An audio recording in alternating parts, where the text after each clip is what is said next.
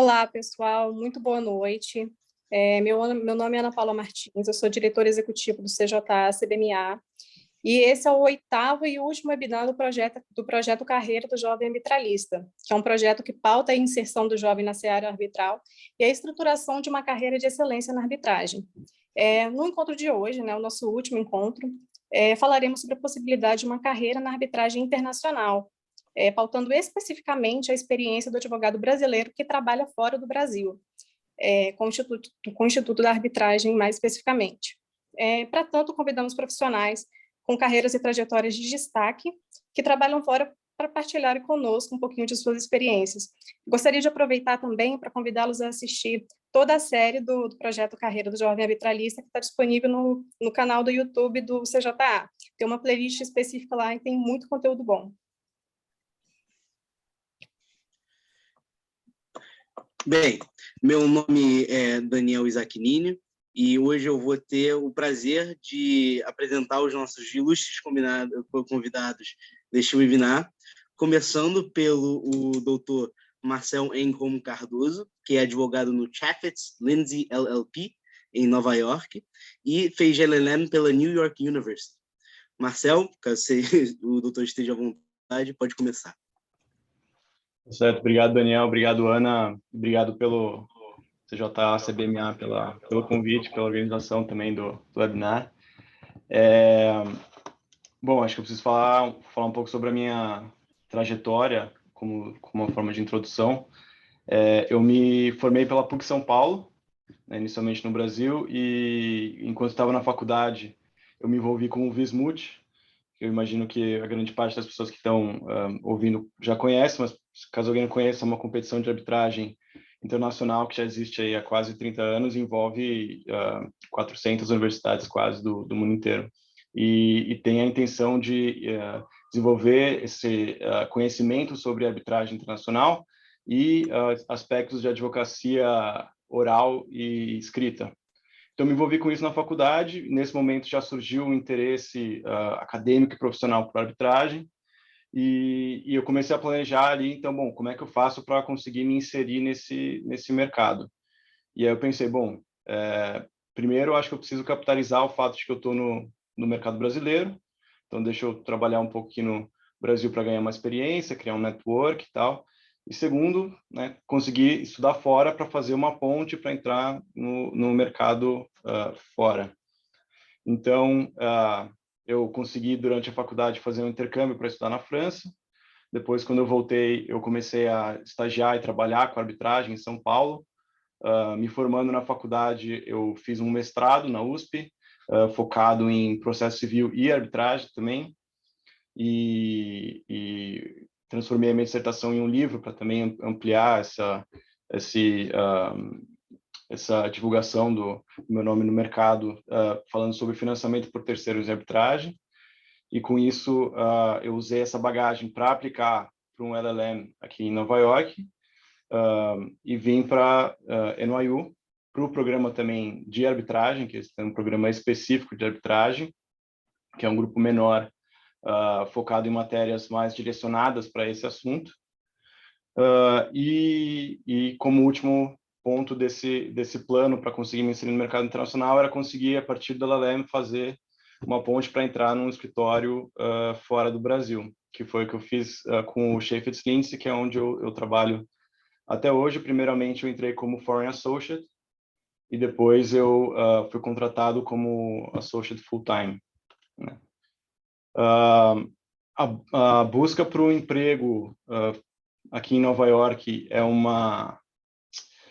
um momento que te dá bastante humildade, porque você leva muitos nãos na sua cara.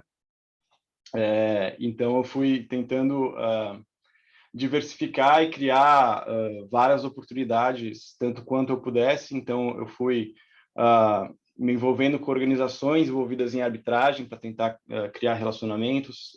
Fui tentando usar contatos com escritórios que eu tinha daqui a partir do escritório que eu era conectado no Brasil. Tem uma feira de empregos que as faculdades geralmente organizam. E também vários eventos de arbitragem acontecendo em Nova York que eu fui indo e me apresentando para as pessoas para conhecer e tentar fazer uma ponte. e aí, eventualmente, um desses deu certo.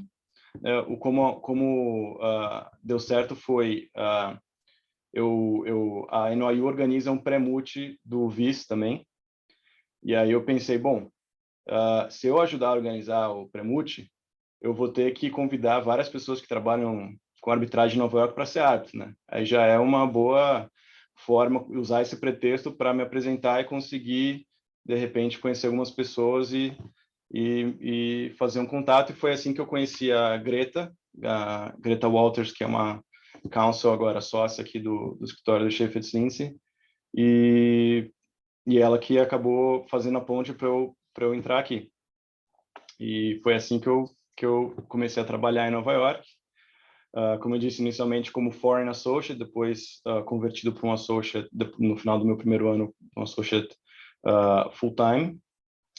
E com relação à receptividade do escritório, eu acho que foi foi uma experiência muito peculiar, porque o Chaffetz Lindsay, ele é um escritório, é uma boutique que trabalha com arbitragem internacional e contencioso americano, e a gente tem 30 advogados, dos quais mais ou menos metade são estrangeiros. Então, é um escritório com bastante diversidade cultural, que acho que ajudou muito nessa receptividade de eu me sentir inserido bastante. No primeiro momento não tive muitas dificuldades de me adaptar.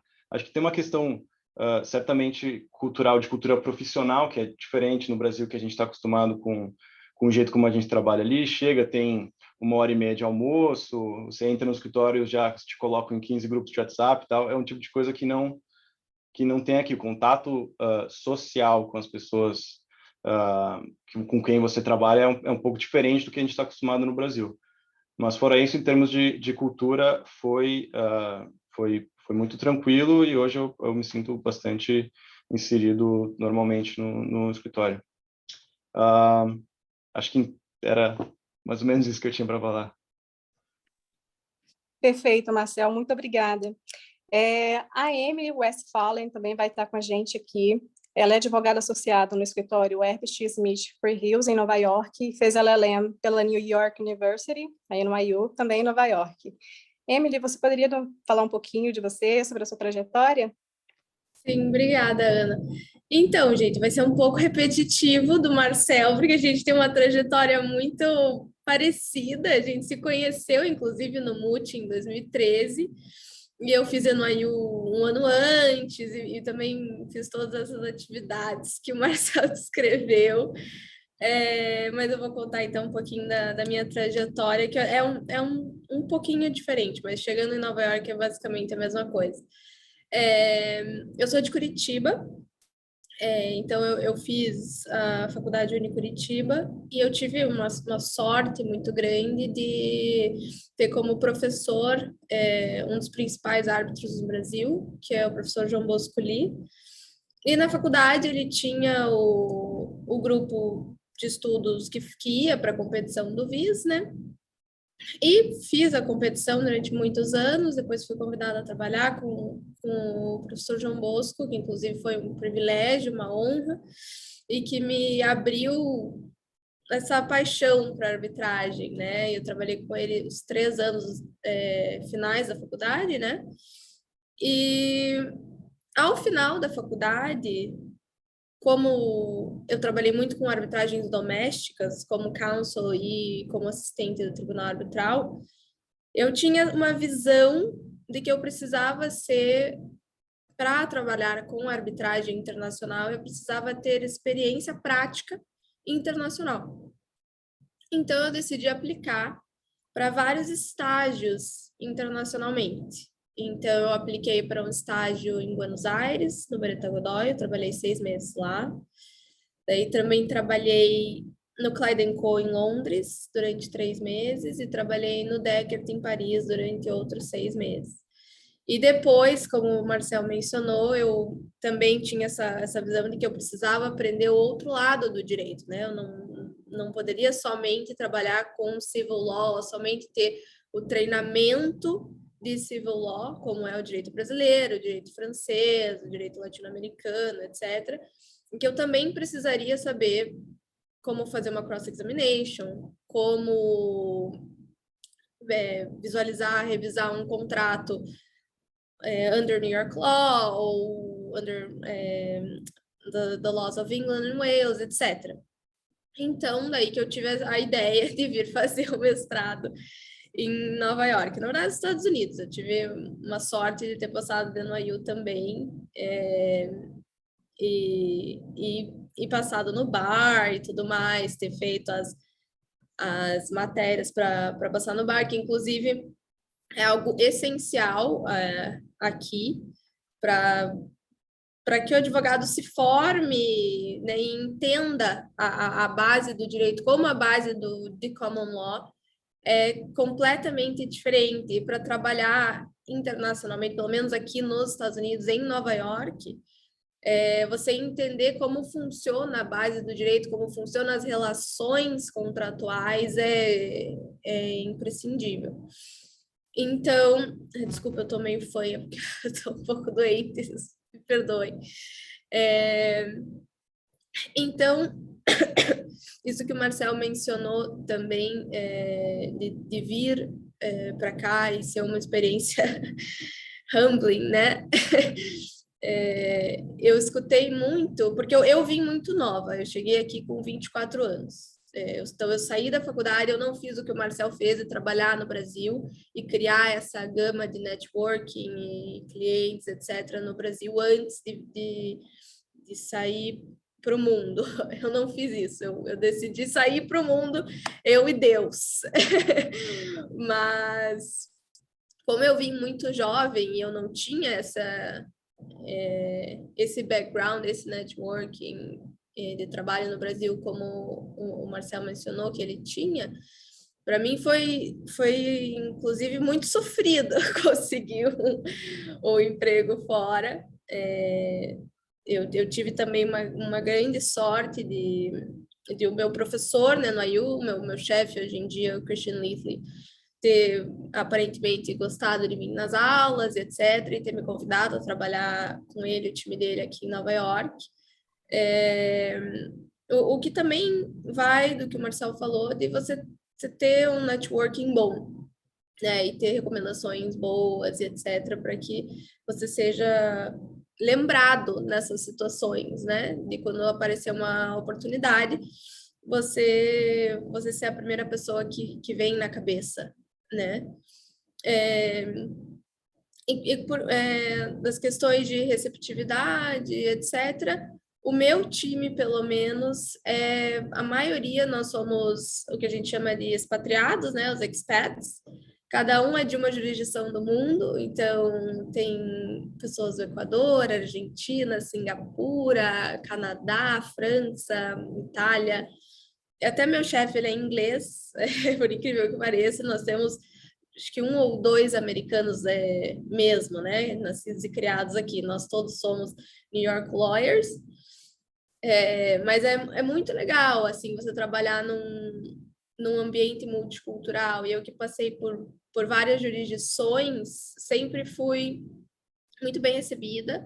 E foi muito diferente, muito legal, assim, você vê como pessoas de diferentes culturas e backgrounds trabalham e veem o direito, principalmente. Então, a troca é muito grande, pelo menos o que eu vivi, né? Nos times internacionais, de você ver cada estratégia legal, cada argumento de uma forma diferente. Bom, e é isso, gente. Eu fiz o LLM no IU e é basicamente isso. E tô aqui há 4 anos já. Muito obrigado, Emily. A próxima a se apresentar é a doutora Mariana Almeida Issa, também advogada no Herbert Smith Freehills, em Paris, e não em Nova York, e fez mestrado, e já peço desculpa de antemão pelo meu francês, que está um pouco enferrujado, fez mestrado pela Université Paris-Nanterre e tem diploma superior pela Université Paris de Panthéon-Assas. E Mariana, por favor, caso você sinta-se à vontade para se apresentar. Obrigado. Obrigada pelo convite, prazer estar aqui com vocês hoje.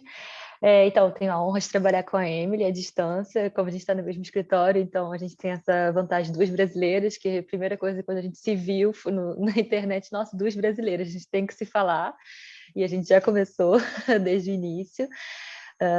Enfim, sobre o meu percurso, né? Eu fiz PUC Rio, me formei faz um tempinho já, 2014, e por razões pessoais eu resolvi que eu queria vir para a França. Então nem foi o amor pela arbitragem que me trouxe, foi o amor mesmo. Então eu vim para a França. Daí eu falei, bom, já que eu vou para a França, eu preciso fazer alguma coisa em relação à carreira, não posso só ficar lá a passeio. Então eu resolvi vou fazer um mestrado. E foi aí que eu comecei. Então, o primeiro ano eu fiz em Direito Internacional Privado e nas aulas de Comércio Internacional que eu aprendi um pouco mais sobre arbitragem. Falei, nossa, é interessante, eu acho que tem a ver comigo, uma brasileira daqui fora, por que não aproveitar essa chance? Eu acho que pode ser interessante.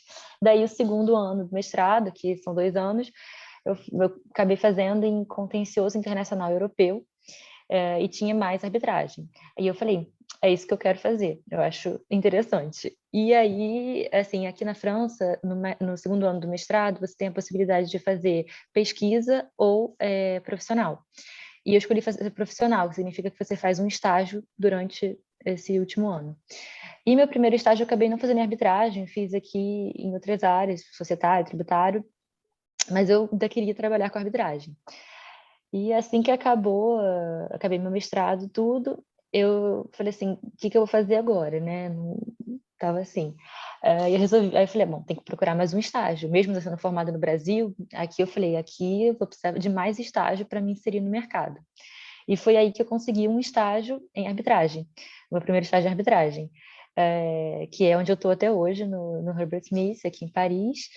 E aí eu falei, bom, para aumentar minhas chances de ser recrutada como advogada mesmo, eu falei, bom, tem que passar na prova da OAB daqui do Barreau, né, de Paris, e eu falei, bom, então estudar, e foi isso que eu resolvi fazer, estou fazendo estágio, acabei fazendo a prova, passei na prova, e aí fui ficando no escritório, e foi assim, um pouco, as coisas foram acontecendo, acabou tendo vaga para mim, e eu fui ficando, então meu amor pela arbitragem acabou não nascendo no Brasil, nasceu totalmente aqui, e eu falei, não, é isso que eu quero, e fui ficando. E foi basicamente assim. Sobre a receptividade no escritório, o meu escritório especificamente, a minha equipe, basicamente, todos são franceses mesmo, mas todos foram bem simpáticos, por incrível que pareça. Me receberam super bem, né? Porque francês, né, tem essa... É conhecido, às vezes, não ser esse povo tão caloroso como brasileiro, mas foram simpáticos e sempre ajudaram. Acho que eles gostaram de ter brasileiro com o sotaque, o francês, meu francês com o meu sotaque carioca, né, que a gente não perde. E foi isso. As coisas foram acontecendo e também, como a Emily, 4 anos aqui no escritório já. Mas tudo começou com um estágio e foi assim, a gente acaba, mesmo sendo formado no Brasil, como eu também não trabalhei no Brasil antes de vir, falei, bom, tem que fazer estágio para me inserir de uma forma mais fácil, que foi a forma que eu encontrei para entrar no mercado aqui. Eu acho que basicamente é isso para resumir. Perfeito, Mariana. Agora eu gostaria de chamar para se apresentar o Igor Ribeiro de Oliveira. Ele é Legal Counsel na Move Europe e fez a LLM pela London School of Economics, em Londres também. Igor, boa noite.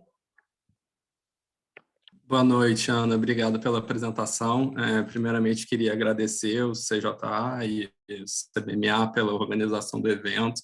Eu acho que é uma oportunidade muito importante de compartilhar com os nossos colegas mais jovens que estão iniciando a carreira agora. Então, acho que, e por esse motivo, eu concordei em participar do evento, eu agradeço o convite. E em termos de apresentação, eu sempre tive ambições de ter uma carreira internacional e isso foi construído de forma natural ao longo da minha trajetória profissional. Eu comecei a trabalhar em grandes escritórios em que o perfil dos clientes eram sempre internacionais. Eu sempre tive muita facilidade com idiomas, então isso foi sendo construído de forma natural e por uma exigência do meu trabalho. Então, eu sempre era alocado a casos com clientes estrangeiros, então isso foi crescendo em mim, e eu sempre trabalhei em escritórios com presença internacional. Então, foi muito natural que eu quisesse vir estudar fora, ou que eu buscasse, ao longo da minha faculdade, fazer estágios no exterior. Fiz intercâmbio na França, Portugal, Espanha, e fui efetivado no Brasil, comecei a trabalhar num grande escritório brasileiro, trabalhei alguns anos lá. Inicialmente eu era muito especializado na área tributária, mas sempre flertava com a arbitragem, e até porque isso era sempre uma consideração dos clientes internacionais. Então, se tivesse qualquer contrato, eles estavam considerando se ia ter uma arbitragem internacional, como que a gente poderia endereçar futuros litígios, e eu sempre participava desses projetos com exposição internacional. Então, isso justifica esse meu interesse. Eu me formei há alguns anos atrás pelo FRJ, e depois de 7 anos de prática no Brasil, eu entendi que era o momento de cortar as amarras e de fato, perseguir essa ambição. Fiz o application para a London School of Economics. Era a universidade que eu queria ir na Inglaterra, porque ela fica em Londres, né, como o nome já diz, mas tem um perfil muito internacional dos estudantes, então eu achava que isso iria me abrir portas. E eu tinha a ambição de continuar na Inglaterra. Eu queria ficar, me estabelecer no Reino Unido, não tinha o interesse de retornar ao Brasil. Então, desde o início do LLM, eu considerei o LLM como uma oportunidade de fazer uma reavaliação da minha carreira, o que eu queria alcançar e como que ele seria esse trampolim para eu alcançar as posições que eu gostaria no exterior. Então, eu escolhi as cadeiras que eu iria estudar de uma forma muito seletiva. Eu estudei arbitragem na LSE. Eu quis abrir o maior número de portas possível para que eu conseguisse uma oportunidade após o LLM. E eu considerei a procura de um trabalho como se fosse uma cadeira por si só, porque como os meus colegas falaram antes, é muito sacrificante. O processo de application é muito diferente do Brasil, a gente pode cobrir isso mais adiante. Então, eu fui me familiarizando como funcionava, procurei muita assistência da universidade nos career service, muitos mock interviews para me preparar para o mercado. Isso, por si só, foi o que o LLM me trouxe de mais importante, porque ele me abriu a porta do mercado inglês e me treinou para esse processo seletivo que é muito rigoroso e me preparou para os muitos nãos que a gente recebe. E eu dei muita sorte de, ao final, antes de completar o LLM, eu já tinha conseguido uma oportunidade. Então, eu consegui, enquanto eu fazia minha dissertação do LLM, eu já estava trabalhando. Então, o que é uma exceção, ainda mais aqui na Inglaterra, que é um mercado difícil para inserção de advogados estrangeiros. E eu comecei a trabalhar numa boutique de corporate finance. Estava muito feliz nesse escritório, mas eu sentia falta de ter essa conexão com o Brasil, de poder colocar em prática meu conhecimento de lei brasileira e toda essa bagagem que eu adquiri com o LLM de lei inglesa. Então, eu comecei a buscar oportunidades em que tivesse essa interface Brasil, Inglaterra, e eu fui chamado para ser Legal Counsel da Move Europe. A Move Europe é uma empresa do grupo Cosan, com presença na Europa como um todo, e eu tomo conta do departamento jurídico focado em Europa. Então, é uma posição muito peculiar, interessante, porque eu tenho a conexão de ser um grupo brasileiro, mas eu estou baseado na Europa. Eu coloco em prática meu conhecimento de lei inglesa. Recentemente, eu passei na prova para me qualificar como solicitor aqui na Inglaterra, estou no processo de registro. Então, todos esses building blocks eles vão se encaixando e tudo me levou a chegar onde eu estou. Toda a minha bagagem de tributário, toda essa, porque é um direito de sobreposição, então eu conheço várias áreas, eu sempre flertei com a arbitragem. Hoje em dia na Europa você não consegue fazer um contrato internacional que não tenha, que isso não seja uma consideração do seu cliente interno. Então e hoje é onde eu estou, e eu espero contribuir com mais insights durante o nosso evento de hoje, pessoal. Com certeza. Muito obrigado, Igor. Então, nosso último a se apresentar é o Dr. André Luiz Monteiro, que é of Counsel na filial de Londres do escritório Queen Emanuel e é doutor em Direito pela PUC-SP. André, sinta-se à vontade, pode se apresentar. Obrigado, Daniel. Obrigado, Ana, e obrigado pelo CBMA, de maneira geral, pelo convite, pela iniciativa. Acho muito bacana criar esse evento. Eu, quando era um pouquinho mais novo, ia ficar muito feliz de assistir um evento desse e poder aprender com quem já passou por esse caminho, né? As dificuldades e também as coisas bacanas. Bom, a minha história é um pouquinho diferente, eu diria, dos meus colegas, e é bom estar aqui vendo eles de novo depois de tanto tempo e essa coisa de pandemia que a gente não consegue ver mais as pessoas. Enfim, bom estar aqui pelo menos vendo eles pela tela. A minha história é um pouquinho diferente, né? Eu nunca tive planos de trabalhar no exterior. Eu sempre quis ser um advogado no Brasil na área de litígio. Sempre fiz isso.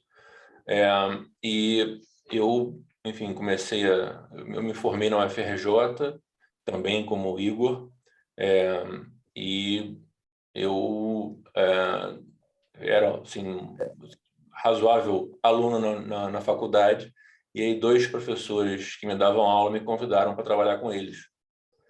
E eu fui trabalhar com eles como estagiário, depois fui efetivado no escritório, e, enfim, fiquei fazendo a minha carreira nesse escritório, né? No início no Rio, por 7 anos, depois eu mudei para São Paulo, fiquei mais 5 anos em São Paulo. E nisso eu comecei a fazer mestrado-doutorado no Brasil, na PUC de São Paulo. Chegou até no momento no meu doutorado que eu queria continuar meu doutorado, fazer minha pesquisa de doutorado fora do país, porque eu achava que no Brasil alguns assuntos já tinham sido um pouco debatidos demais e meio que as posições meio consolidadas, e eu tinha a impressão de que se alguém assim muito importante fala A, todo mundo fica repetindo o A. E eu que assim, eu acho que eu preciso ir para outro lugar para ver o que B, C, D, E estão falando, e acho que isso vai me ajudar nas minhas reflexões. E pelo tema que eu estudava no meu doutorado, o direito inglês, né, na arbitragem era o que melhor se adequava ao que eu estava imaginando. E por isso eu apliquei, né, para vir estudar aqui, e aí fui admitido na Universidade de Oxford, e aí fiquei lá por 1 ano e meio para terminar meu doutorado. Enquanto isso, eu continuava trabalhando para escritório no Brasil. Então, assim, é até engraçado que hoje o pessoal, né, trabalha de casa e tal, e usa o Zoom e tal. Eu comecei a fazer isso em 2015, só que não era o Zoom, né? Era o Skype. Mas eu comecei a fazer isso em 2015.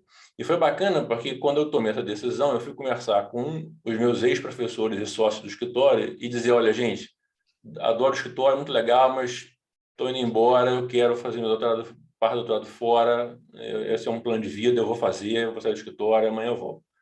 E eles me disseram, não, por que você não continua no escritório trabalhando à distância?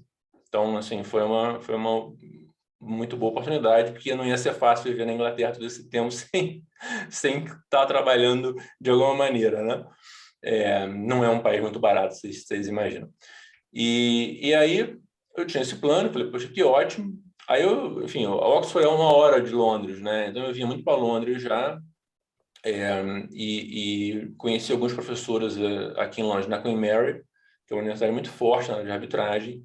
E aí, num papo, um deles me falou, olha, por que quando você não acaba o doutorado, você não fica 1 ano aqui com a gente como visiting scholar, né? Que é uma espécie de pós-doutorado, né? Aí eu falei, bom, já estou aqui mesmo, né? Vou ficar, né? Vamos ver. Aí comecei de novo com o escritório no Brasil, o escritório falou, não, tá bom, mais 1 ano, tá funcionando aqui, tudo bem. Aí fiquei mais esse 1 ano. Quando eu estava me preparando meio que para voltar para o Brasil, eu estava conversando com o meu escritório no Brasil que eu queria ficar um tempo, pelo menos 6 meses, em algum escritório no exterior. Eles iam me ajudar com isso. Só que eu dei um certo azar, porque bem nesse momento que eu estava acabando meu visiting scholar na Queen Mary, estava me preparando para, puxa, vamos ver se eu consigo abordar algum escritório aqui no exterior com a ajuda do escritório no Brasil, houve um racha no meu escritório no Brasil e o escritório, assim, se dividiu. E foi um momento, assim, de, obviamente, muito debate interno no escritório, o que vai fazer, o que não vai fazer, né? Saiu um só, saiu o outro e tal. E eu estava aqui, assim, no exterior, assim, meio, e agora, né? Como é que eu vou fazer? E aí eu resolvi, então, começar a contactar todo mundo que eu já conhecia nos escritórios estrangeiros.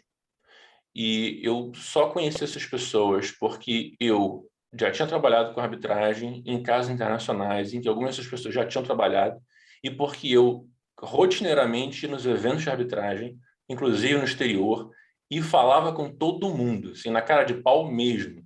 Tinha uma pessoa de um escritório, um sócio de um escritório tal, que eu nunca tinha visto na vida. Eu ia lá, ficava ali na espreita, quando surgiu uma oportunidade, eu ia lá, falei, tudo bom? Deixa eu me apresentar aqui.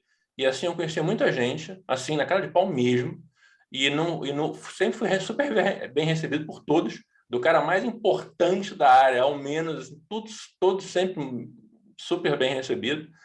E aí, a partir disso, eu comecei a contatar todo mundo. Nesse momento de dificuldade, eu comecei a contatar todo mundo. E aí, a primeira coisa que eu fiz foi pegar um voo para Nova York, passei uma semana em Nova York, e falei, acho que com 10 escritórios em Nova York. Tá? Depois eu ia falar aqui com o pessoal em Londres, mas comecei em Nova York, porque Nova York é o hub para a América Latina. Tá? Isso aí eu acho que não tem muita dúvida, é a primeira opção. E aí consegui, né, o emprego no Queen Emanuel, porque eu tinha um amigo que conhecia o Michael Karlinski, que é o managing partner do escritório de Nova York, e o Mike falou, esse meu amigo falou, pô, Mike, entrevista esse cara, ele é muito bom, você vai gostar dele. E aí fui lá, falei com o Mike, ele gostou, e ele até me falou, você quer ficar em Nova York, você quer vir para Nova York, quer ficar em Londres? Aí eu falei, olha, eu já estou me estabeleci em Londres, se não fizer diferença do escritório, eu vim em Londres. Aí ele falou, para mim não faz a menor diferença onde você está, você que sabe. Eu falei, então fiquei em Londres. Então foi mais ou menos assim, não é uma história muito, digamos, usual, eu diria, mas o que talvez valha a pena dizer é que eu só consegui falar com essas pessoas porque eu ia em todos os eventos de arbitragem e, na cara de pau, falava com todo mundo. Tá? E todas as vezes que tinha alguma oportunidade, algum caso, que algum desses escritórios estava, eu dava um jeito de falar com as pessoas, de dizer que eu estava no caso, enfim. Eu acho que assim, essa é uma das principais coisas que eu aprendi, entendeu? Assim, cara de pau, coragem, fala com todo mundo que você puder.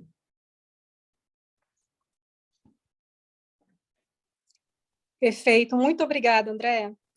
Então, vamos começar a nossa discussão mesmo. Eu queria saber de você, Mariana, um pouquinho, como que foi de fato a sua experiência de LLM e como que você acha que ela impactou na sua carreira? Então, eu acho que a minha experiência foi bem positiva. Eu acho que a primeira coisa foi melhorar o francês, que vivendo aqui que a gente vai melhorando, né? A gente pode fazer cursinho e tudo no Brasil, mas é vivendo que a gente realmente consegue realmente se virar na língua. Então, eu acho que fez total diferença. E para minha contratação foi importante também ter o francês, porque eu acho que eles queriam alguém que fosse polivalente, trabalhar em arbitragem relacionada ao Brasil ou em inglês, mas também falar francês, se tiver algum caso francês, também tem que saber fazer, não vai ficar aqui na França só sabendo inglês e português. Então, acho que para mim foi bem relevante. E outra coisa que eu acho que fez muita diferença é que aqui na França tem bastante formalismo, um rigor muito grande.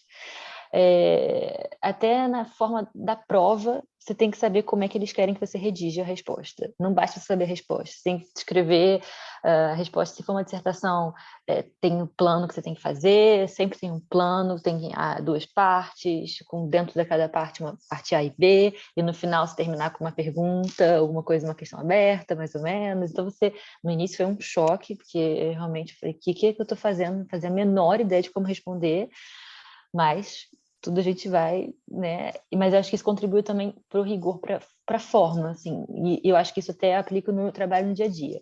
Ter realmente não existe de jeitinho brasileiro. Saber como é que tudo que você escreve vai ter um impacto.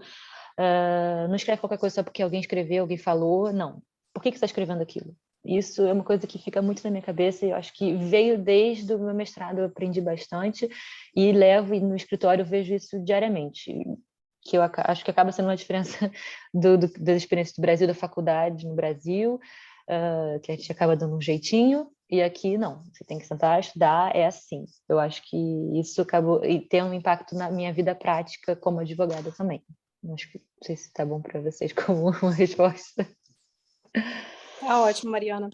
E você acha que a qualificação obtida com o LLM e a faculdade na qual você cursou teve importância determinante, de fato, na sua, na sua recepção pelo mercado internacional, ou você acha que não, teve outros fatores também? Bom, não acho que seja impossível você conseguir sem ter feito assim dessa forma de fazer o mestrado na faculdade, mas para mim eu acho que foi. Eu acho que se eu não tivesse feito assim, passado pelo que eu passei, eu não sei se teria tido essa chance, a possibilidade de entrar no escritório assim, sem mestrado. Eu acredito que não. Minha Seria, experiência, eu acho né? que foi realmente importantíssimo. Eu me lembro na entrevista, quando eu mandei o currículo, tinha lá, você fez mestrado e tal. Então tá, e como é que foi? E até perguntaram, você teve menção, né? Acho que assim, tá, então tá. Aí você fez essas aulas, assim, teve. Eu acho que eles gostam um pouco, aqui na França, pelo menos eu sinto que eles gostam um pouco de ter feito uma faculdade francesa. Eu senti um pouco, talvez, não sei se é em todos os lugares, mas eu acho que sim. Interessante, muito interessante. E me diga você, Marcel, o que você acha? Como é que foi a sua experiência? Como você acha de LLM, no caso? Como você acha que ela impactou a sua carreira? Você acha que o LLM teve um papel determinante Eu na acho que sua carreira internacional? sim, não, com certeza. Eu acho que como a Mariana, eu acho que foi muito importante como uma ponte para conseguir chegar num escritório aqui em Nova York. Eu acho que vindo diretamente do Brasil, sem ter feito LLM, teria sido muito mais difícil. E acho que por alguns motivos, assim, eu acho que uma coisa que a Mariana falou e que eu concordo também é que ele cria, bom, primeiro acho que é digamos, um cartão de visita, um certificado para quem está te recebendo, falar, porque eles estão recebendo 200 papéis com nomes de pessoas que eles nunca viram, né? E de alguma forma eles precisam criar critérios objetivos para escolher as pessoas. Eu acho que ver de onde você está vindo, eles imaginam, bom, essa pessoa já passou por uma peneira, já teve entrevistas com faculdades e tal, e passou e se qualificou e se formou, então acho que essa aqui a gente pode colocar na pilha do vamos entrevistar. Tem isso. Segundo, eu acho que cria possibilidades de relações com as pessoas com quem você está trabalhando. Então, isso que a Marina falou na entrevista, você fez essa faculdade, você fez esse curso, você conhece esse professor. Eu acho que isso é muito importante para você criar a relação com quem você está entrevistando, você ter alguma coisa compartilhada com a pessoa com quem você está conversando. Isso faz com que a conversa flua bastante. Mas eu acho que a partir do momento que eu acho que o essencial do LLM, dessa qualificação, é conseguir te levar até a porta, assim. E daí, uma vez que você consiga atravessar na porta, acho que não faz muita diferença. Olha, esse cara estudou nessa faculdade, ele trabalhou nesse lugar. Eu acho que a partir do momento que você conseguiu atravessar essa porta, eu não vejo tendo na minha prática muita diferença, mas certamente para você conseguir chegar até a porta, acho que tem. Obrigada, Marcel. Eu queria passar agora a palavra para a Emily falar um pouquinho também do impacto do LLM na carreira internacional. Eu, com o Marcel, também concordo sobre a peneira, mas eu achei imprescindível. Eu tinha várias discussões saudáveis, vamos dizer desse jeito, com os meus professores, principalmente de contratos no NYU, porque não cabia na minha cabeça a base do direito ser tão diferente da nossa. Então, para mim, eu lutei realmente para entender, e hoje trabalho com isso todos os dias, e sem ter tido toda essa experiência, esse challenge que foi desaprender o que eu aprendi na faculdade, ou esquecer, deixar de lado, né? Saber separar o que eu aprendi de direito civil, até com a minha experiência na França e na Argentina, todo esse rigor do direito civil, etc., ter deixado de lado e ter aprendido a base do direito em common law foi imprescindível.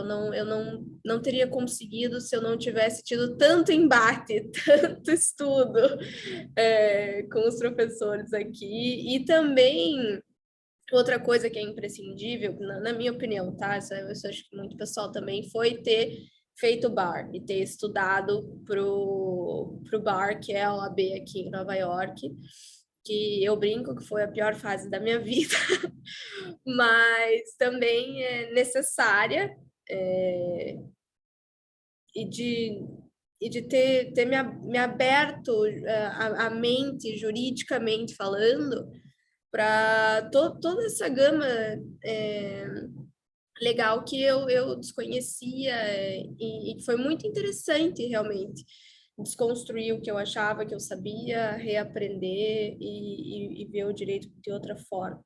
E hoje em dia, consolidar todas essas experiências nessa prática internacional, né? Na visão que eu tinha de antes de ser uma advogada internacional, de ser um arbitralista internacional.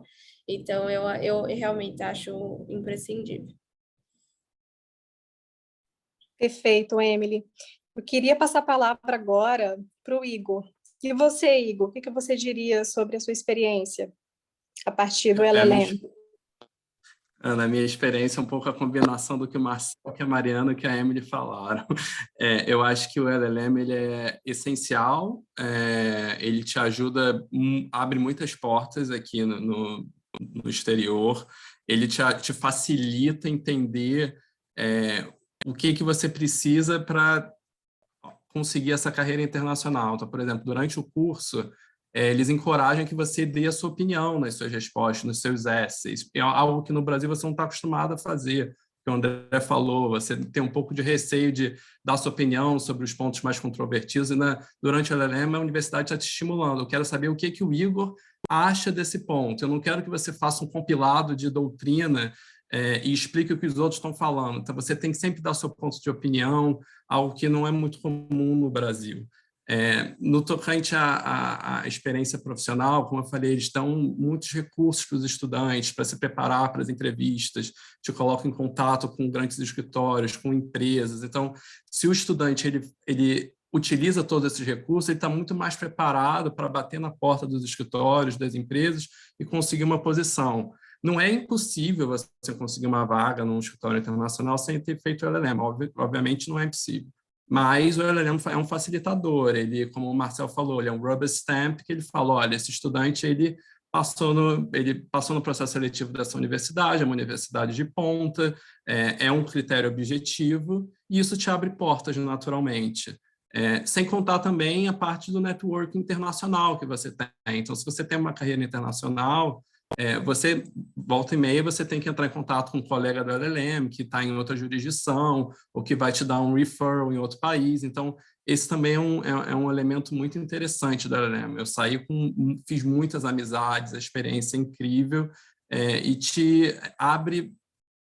Eu não fiz um programa especializado em arbitragem, eu estudei arbitragem durante um programa que era de Corporate and Commercial. Então, eu estava sempre em contato com pessoas de outras áreas, então, muitos estudantes de economia fazendo matérias de M&A, então era muito diverso. Então, isso foi uma oportunidade que o LLM me deu e que eu valorizo muito. E hoje faz um diferencial muito grande na minha carreira.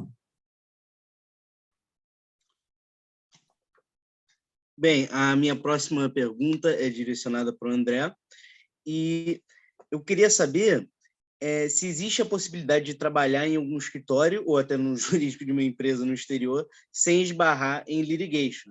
Eu queria saber se uma certificação no país, como o BAR, né, nos Estados Unidos, ou o equivalente na Inglaterra ou na França, é absolutamente necessário para trabalhar em algum escritório internacional. Obrigado pela pergunta, Daniel. Eu acho que a minha impressão é que isso muda um pouco de país para país. Tá? Eu tenho a impressão que o bar ele é mais importante nos Estados Unidos e em Paris do que por exemplo, na Inglaterra. Tá? Então, por exemplo, aqui no escritório, né, nós somos, aqui na filial de Londres, nós somos 100 advogados. eu diria que são mais ou menos uns 50 ingleses e o resto é australiano, neozelandês, eu de brasileiro, e mais acho que 3 indianos, se eu não me engano. Tá? E, assim, os ingleses, obviamente, têm o bar inglês, mas os estrangeiros ninguém tem. Então, eu até já fiz a primeira fase da prova do bar inglês, a segunda fase é em abril, mas, assim, quando eu vim para cá e fiz a minha entrevista, ninguém nem me perguntou sobre isso. Tá? Eu tenho a impressão, e aí a Emily, o Marcel podem falar melhor do que eu, e a Mariana também, que nos Estados Unidos e em Paris isso é mais importante. Eu acho que sem isso lá fica bem mais complicado. Tá? Agora, o que eu acho que vale a pena mencionar é o seguinte, e a gente já falou disso en passant, mas eu acho que vale muito a pena mencionar o seguinte, quem está no Brasil hoje e está pensando nisso, eu acho que assim, um passo muito importante é fazer a LLM, e eu diria que fazer LLM nos Estados Unidos abre mais portas. Por quê? Porque abre as portas nos Estados Unidos, mas abre também em outros países, e pelo menos na Inglaterra. Né? Já que aqui, como eu falei antes, não é necessário que o cara tenha o bar daqui ou o LLM daqui. Pode ser dos Estados Unidos, não tem problema. Então, fazer nos Estados Unidos abre as duas portas, abre para os dois lugares. Agora, o que eu acho muito, muito importante e aí para quem está no Brasil agora, talvez esteja pensando nisso, pensar no LLM, de repente, daqui a alguns anos, né? Mas passar agora em se colocar num lugar, num escritório que tenha relação com outros escritórios no exterior. Eu acho que isso é que, no fundo, faz muita diferença. Só vou dar um exemplo, por exemplo. Hoje, eu conversei até com uma amiga da Emily, 2 semanas atrás, que está em Colômbia, e ela me falou, hoje em Colômbia tem 42 brasileiros. Em Colômbia.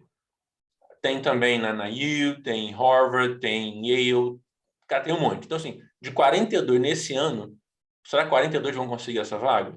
Essas vagas? São quantas vagas? 10 nos escritórios americanos? Sei lá, 12.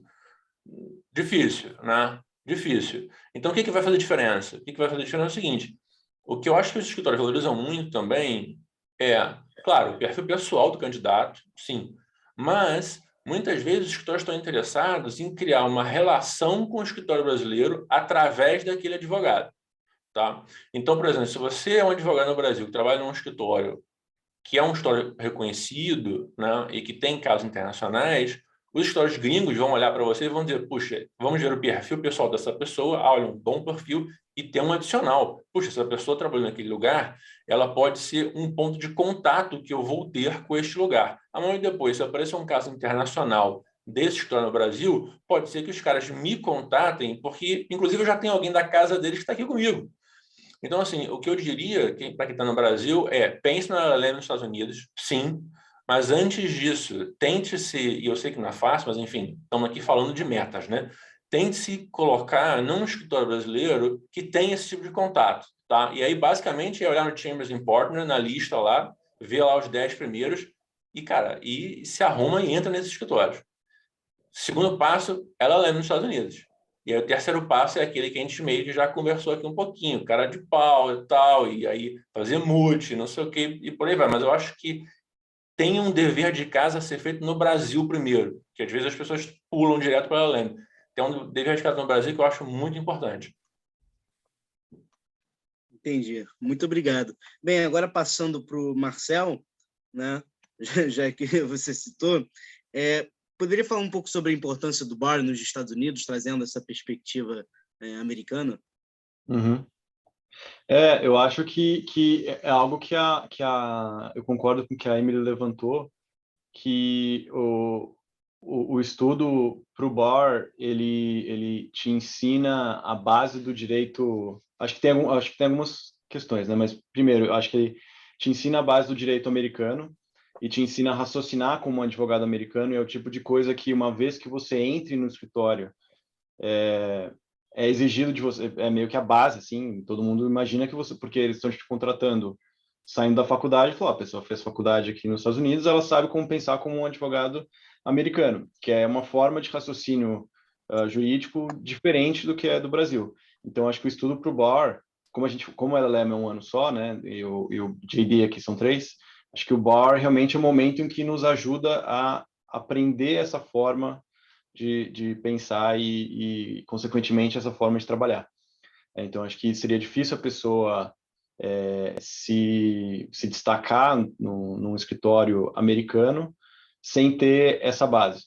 Então, acho que o primeiro ponto é o bar, independentemente do carimbo que ele te dá a possibilidade de aprender essa forma e esse conhecimento vai te fazer trabalhar de uma maneira que os advogados com quem você trabalha esperam que você trabalhe e eles vão gostar do seu trabalho. Caso contrário, é também um pouco o que a Mariana falou, de que é uma cultura diferente, se você não faz na forma como eles estão esperando, eles vão achar que o trabalho é ruim. Não necessariamente é ruim, é que é de uma estrutura que a gente não está acostumado. Então, acho que o bar é importante para isso. E o segundo aspecto é também, acho que aquela questão do rubber stamp que o Igor comentou. É uma forma de você mostrar, olha, essa pessoa não só veio estudar aqui, como ela passou por uma prova que é bastante difícil, em uma língua diferente. Então, na pior das hipóteses, essa pessoa é minimamente qualificada. Ela consegue sentar e estudar por 3 meses e aprender uma matéria suficientemente para passar uma prova que reprova a maior parte das pessoas que tenta, e em uma língua que não é dela. Então, eu acho que isso conta muito. Eu acho que tem uma distinção um pouco com relação a se você está sendo contratado para Foreign Associate ou para Associate normal, tá? Porque o Foreign Associate, eu acho que eu estou adiantando talvez uma coisa que a gente vai discutir um pouco mais para frente, mas só acho que interessante para essa questão é que o Foreign Associate, como ele vai ficar um ano só e você faz o bar, geralmente a faculdade acaba em maio, o bar é em julho e você começa a trabalhar em agosto e você fica um ano, né? Você vai ser aprovado no bar ali só no final do ano, aí tem umas burocracias, você é efetivamente aceito, faz o juramento e tal, quando você está na hora de ir embora. Então, se você está pleiteando uma vaga de Foreign Associate, ter feito bar não importa muito, até porque no momento que você está fazendo a entrevista, você não sabe se você foi aprovado ou não, né?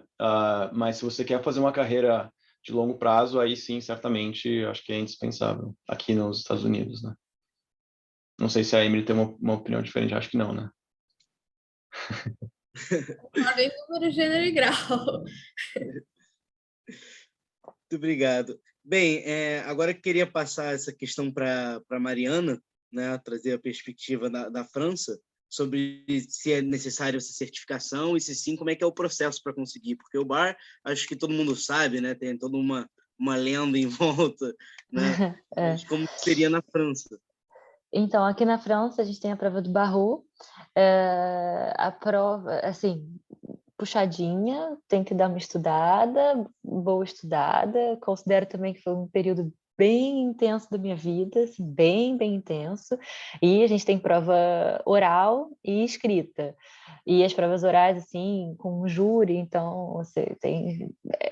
E aqui na França, como eu falei antes, eles têm bastante essas regras, né, que você tem que respeitar. Então, por exemplo, você tem que sentar, a mão tem que ficar meio assim. Se você ficar botando muita mão, ele já não entende o que você está falando. Então, você tem que se concentrar e tem umas regras assim. Mas é aquela coisa, sentar, estudar e aprende e vai dar certo. Mas é assim, né, um tempinho razoável e acho que são 3 dias de prova, na minha época não sei se mudou, e enfim, é assim. Eu acho que não é impossível você trabalhar aqui. Agora, não sei se a longo prazo você fica, mas eu sei que a curto prazo tem gente que fica sem essa prova, e aqui trabalharia como jurista, que seria, eu acho, o equivalente do Foreign Associate. E aí você tem um contrato, mas você não é avocat au barreau, que é a diferença de quem passa nessa prova. E eu acho que a prova é realmente, eu acho bem relevante, até porque para você atuar aqui, por exemplo, hoje sendo advogada no Barreau de Paris, eu poderia fazer os casos litigation, arbitration, eu posso fazer o que quiser, qualquer coisa, e eu acho que isso é importante, porque você se vende como um produto completo, você não faz só aquilo, né, como a gente tinha falado antes. Então, eu acho bastante relevante.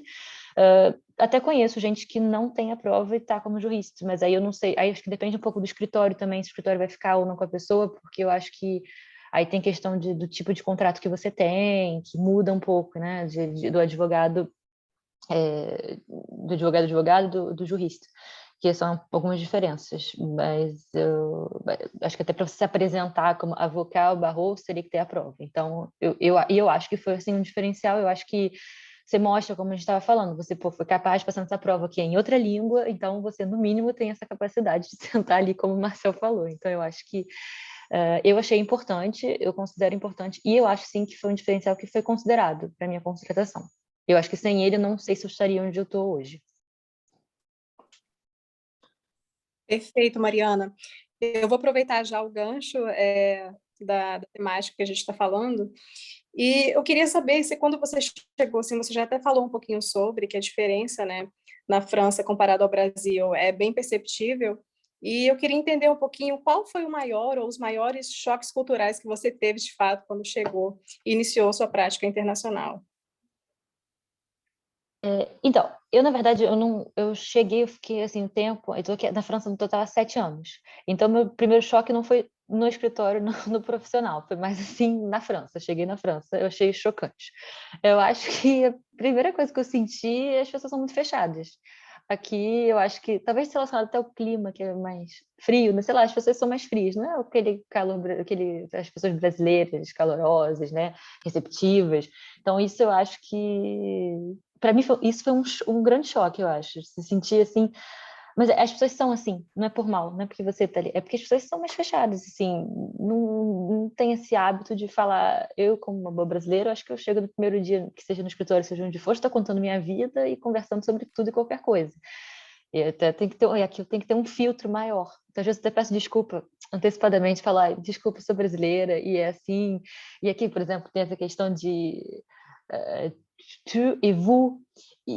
E aqui é aquela coisa mais formal, que tem que fazer vous para todo mundo, e eu esqueço, porque eu falo, aí depois eu penso, putz, essa pessoa aqui não era tu, era vous. Aí eu falo, caraca, errei. Aí depois eu penso, sou brasileira, e a pessoa já até perdoa, porque, assim, por exemplo, no escritório tem algumas pessoas, no geral a equipe é tranquila, todo mundo se tutuar, mas às vezes tem, assim, aquela pessoa que todo mundo faz, e outro dia viraram para mim e falaram assim, Mariana, acho que você é a única pessoa que eu conheço que fala com essa pessoa dessa forma tão informal. Eu falei, ai, já desisti, minha cultura é assim, eu sou brasileira e é assim que vai ser. E todo mundo leva super de boa. E eu acho importante a gente também manter um pouco do nosso jeito, né? Porque, sinceramente, mas tirando isso, bom, isso aí um pouco mais do lado pessoal e profissional. Eu não trabalhei no Brasil antes de vir, só estágio. Então, eu não posso dizer um choque, assim, como profissional, já efetivada, não tive essa experiência no Brasil, mas eu já esquece esse choque, assim, para mim foi mais chocante de tudo, não sei. Entendi. Então, até para fazer uma comparação, né, como que você fez só estágio aqui, até uma comparação já do mercado, de como funciona a rotina no escritório, no dia a dia, se é mais colaborativa, competitiva, sobre ética, é até um pouquinho mais difícil dizer, né, Mariana? Pois é, então, exatamente. Eu no Brasil fiz estágio, quando eu me formei eu vim direto. Então, eu não tive essa experiência como advogada mesmo. Então, acho que essa pergunta, de repente, quem teve essa experiência no Brasil antes, eu sei que aqui foi uma experiência positiva, mas daí a poder comparar fica um pouco mais complicado. Acho que depende quem. Eu acho que, de Eu vou repente, o passar a André, bola para o que André. teve uns 35 anos de experiência no Brasil antes de ir para Londres, acho que valeria. Isso. Obrigado. O Marcelo não perde a oportunidade de me elogiar, né? Que vocês podem ver. Eu vou dizer uma coisa. Eu acho que a Mariana está dizendo se aplica também aqui para a Inglaterra. Eu acho que as pessoas aqui são mais frias mesmo, mas não é assim nenhum distanciamento proposital. É simplesmente como as pessoas são, né? Mas o tratamento, assim, absoluto respeito, né? E eu acho que há uma certa conscientização. Acho que eu posso dizer isso também em relação aos Estados Unidos, até mais, e a Paris também, de profissionalismo na relação de trabalho, né? Na relação pessoal, sabe? Então, tem algumas coisas que eu ouvia no Brasil, às vezes via também, que não acontece no história estrangeiro, mas nunca, assim, nunca vai acontecer, né? Na relação entre as pessoas, entre chefe e subordinado, entre o staff e os advogados, sabe? Então, eu acho que isso aí é uma coisa que a gente pode melhorar um pouquinho mais no Brasil. Agora, uma outra coisa que me chamou muita atenção aqui, e todo dia eu fico muito impressionado com isso, é o seguinte: aqui o prazo, aqueles prazos internos da equipe, aquele negócio vale mesmo, né? Eu fico muito impressionado com isso. Eu lembro quando eu estava no Brasil, e, gente, eu sou carioca, né? Então, assim, quando prazo interno da equipe, você fala segunda-feira, pô, não é bem segunda, segunda significa quarta e tal, vai. Cara, aqui, gente, eu nunca vi ninguém do associado mais júnior ao sócio dizer que vai mandar uma coisa na segunda e não mandar na segunda, na terça. Eu nunca vi isso acontecer. Isso eu acho uma diferença cultural absurda, porque a gente leva os prazos, eu acho, na nossa experiência no Brasil, um pouco mais... Não, poxa, mas eu acho que não tem problema eu entregar amanhã, pô, eu vou aprofundar um pouco mais. Às vezes, assim, na maior boa fé, na maior boa vontade, eu quero aprofundar mais do que eu estou falando. Então, vou mandar amanhã. Cara, isso não acontece aqui, de jeito nenhum. Nunca vi isso acontecer. Então, isso é um negócio que você precisa estar ligado.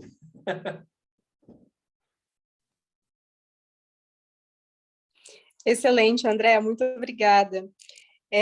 Eu queria falar um pouquinho agora, ouvir um pouquinho o Igor. Eu queria te perguntar, Igor, se você acredita que as multinacionais, né, as empresas multinacionais, talvez seriam mais receptivas aos estrangeiros do que os escritórios em si. O que você acha? Você acha que tem essa diferença de fato ou já é uma visão já superada atualmente? Né, acho que é uma pergunta bem interessante. Eu não, para ser sincero, eu não acho que a nacionalidade conte no processo seletivo. Minha experiência foi sempre no sentido assim, o que o Igor pode acrescentar nessa posição. E são processos que eles querem que seja win-win, né, como eles falam. Então, eles têm que ver valor no que você vai acrescentar e eles têm que entender se você tem um perfil para aquela vaga, se você vai se encaixar na posição. Então, perpassa muito essa questão de nacionalidade, vai mais de quais são seus skills, qual é a sua experiência, o que você vai trazer, e essa foi a minha experiência. A questão da nacionalidade, ela impacta um pouco na questão de visto, né? Isso, assim, a maior parte dos meus amigos que fizeram LLM nos Estados Unidos sofreram com sponsorship, e aqui na Europa tem um pouco mais de flexibilidade, o sponsorship não é tão difícil, se a empresa tiver interesse, ela vai lutar por você, não é um processo tão caro, não tem a questão da sorte, da loteria nos Estados Unidos. Então, isso é um único momento que eu acho que a nacionalidade vai impactar, mas é uma questão mais para identificar se você tem o right to work naquele país. Essa é a minha experiência. E, obviamente, se é uma multinacional, se ela tem presença em vários países, assim, diversidade sempre é bem visto. Então, se você tem um background diverso, fala outros idiomas, já morou nesses países, isso é sempre um plus e vai ser muito bem visto. Eu acho que essa foi a minha experiência, Ana, do ponto de vista do processo seletivo e como a nacionalidade impacta. É isso, basicamente. Perfeito, Igor, muito obrigada. Pessoal, alguém mais gostaria de complementar? O que vocês acham? Vocês acham que também, de fato, essa visão superada, a diversidade tem sido muito valorizada, tanto em ambiente empresarial, quanto no escritório de fato? O que vocês acham? Alguém gostaria de complementar? O que o Igor falou sobre a questão de visto de trabalho, que aqui nos Estados Unidos realmente é uma questão que não só depende de você ou da empresa querer você aqui. O visto de trabalho, que inclusive é temporário, é uma loteria. Então, eu vou dar um exemplo pessoal. Quando aplicaram para o meu visto aqui, aplicaram para mim e para uma outra menina, uma outra moça colombiana. E é literalmente uma loteria, você é um número, e o meu número, eu tive a grande sorte de ser selecionada nessa loteria. A moça colombiana teve que voltar para casa em 30 dias. E, gente, para alguém que está aqui, como ela estava, como eu, nós estávamos há 3 anos já aqui, em outros vistos, né? Mas daí chega um momento em que você passa para um visto... É um visto semi-permanente de trabalho, né? e você ter que ir embora da tua vida, você tirar a tua vida em 30 dias, também é algo assim surreal que a gente passa nos Estados Unidos, que na França não tive esse problema para trabalhar lá, em Londres, como o Igor falou, também não tive esse problema. Então é surreal, mas com relação à diversidade, não só diversidade de nacionalidades ou diversidade de línguas, etc., é o que está mais em voga hoje em dia.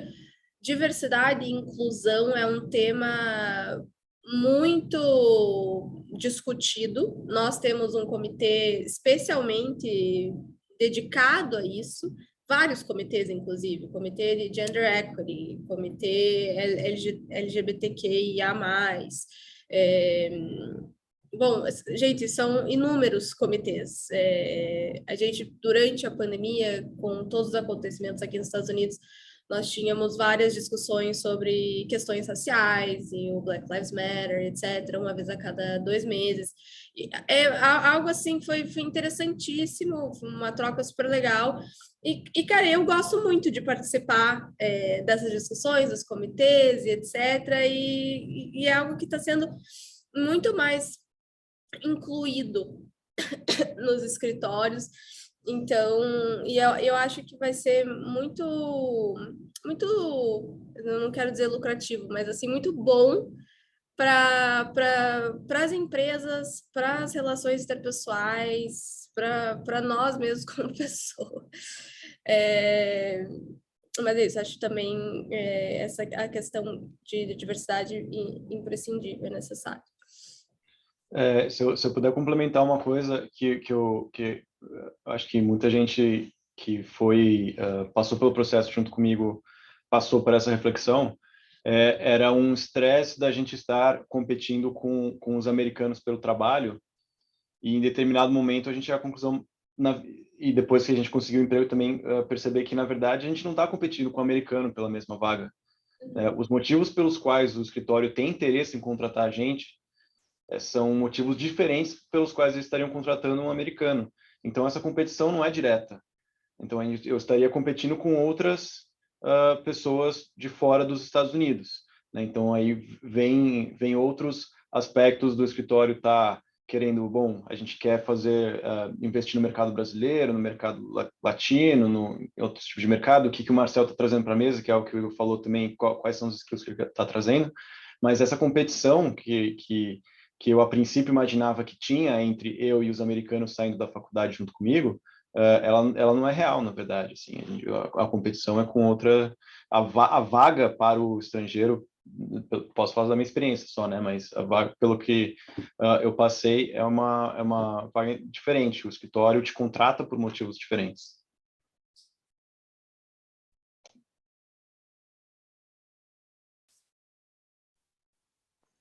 Bom, muito obrigada, Marcel. Opa, acho que está com um Pode delay. tocar. Obrigado. Bem, essa próxima pergunta é direcionada para o Marcel, e eu gostaria de saber se você já trabalhou com algum caso envolvendo lusófonos, ou que envolvia a língua portuguesa, os documentos, e se teve alguma preferência para você cuidar desse caso, se você saber a língua portuguesa, que, como a gente sabe, são poucos países que falam português, foi um asset para você em algum ponto da sua trajetória. Sim, eu já trabalhei. A gente teve 2 casos aqui no escritório que envolviam, uma das partes era brasileira, então parte dos documentos era em português. A lei não era, a lei não era brasileira, outro caso a lei era. E certamente acho que isso, o fato de eu ser brasileiro, certamente faz com que o escritório naturalmente, bom, vamos colocar o Marcelo nesse caso, porque ele vai agregar algo que pessoas de outras nacionalidades não vão agregar.